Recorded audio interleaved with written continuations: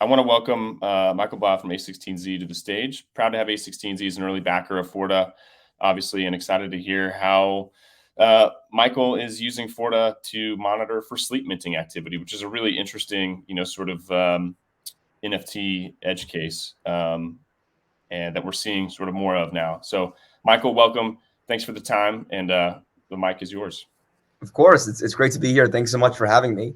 And yeah, I'll just sort of echo that. I'm currently on the investing team at A16Z Crypto by day, but by night, I'm also an NFT creator and artist myself. I operate under the alias XOR, it's X0R. And as an NFT artist and creator, I've of course gone very deep on the NFT side of the technology in ERC 721, 1155, and stuff like that. And one of the most important things to me about NFTs, and I think to most people as well, is this idea of on-chain provenance, right? That you're able to go on-chain or OpenSea or Etherscan and actually see the history of ownership of an NFT, which oftentimes, and this is definitely more so the case for like one-of-ones or rare NFTs, but it does, of course, transfer over to Bored Apes and things like that, is simply who owned it, right? If a celebrity owned an NFT, who knows, maybe it's more powerful or more valuable, and whatnot. However, I think one of the most authentic forms of NFT provenance is when the artist or the creator actually mints it themselves from their own smart contract, right? So that could happen in two ways. The first way is if an artist actually mints an NFT to their own wallet and then maybe would put it up for sale on a marketplace. Or if that artist owns the smart contract. And by own, I mean as simple as using like the Open Zeppelin ownable library when writing a smart contract. They own it and therefore have control over all the functions within that NFT smart contract.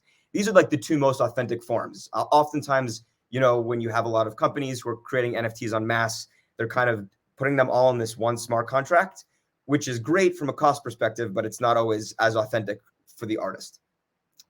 However, what this creates is an opportunity for a scammer or a fraudster to actually manipulate this on-chain provenance and create the appearance that they actually own an NFT that was created by a famous artist when really they don't.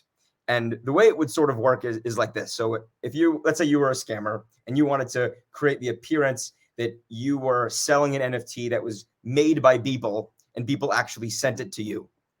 The way you would do it through a few clever smart contract tricks is you would essentially do this thing called sleep minting. And sleep minting is when you first mint an NFT to this creator's wallet. So you would mint it to Beeple's wallet or to some famous celebrity's wallet. But within the smart contract, you would embed permissions, whether that's a standard approval for the token or some other hidden tricks that would pull that NFT back out of the creator's wallet. And you would either pull it back out into your wallet, or maybe you would pull it into some other wallet that's unrelated to the scammer's wallet. And what this does is it creates the appearance of one, that when you look at the transfer event logs that are emitted from ERC 721, on the mint, it would show that, hey, Beeple actually minted this to himself, right? Which is the first side of things, which of course looks pretty authentic. And then the second time, when you actually pull this NFT back out of Beeple's wallet or the famous artist wallet, it would show that that famous artist sent it to you. And now you can go on a marketplace, and whether you're on Etherscan or OpenSea or any of these places, it would actually show that it is indeed true that this artist sent you this NFT, and you can now maybe sell it for a higher value because it was owned by this famous celebrity. So the reason why this really works is because of transfer event logs in ERC 721 or Solidity in general. There's nothing enforcing the parameters that are emitted in those logs.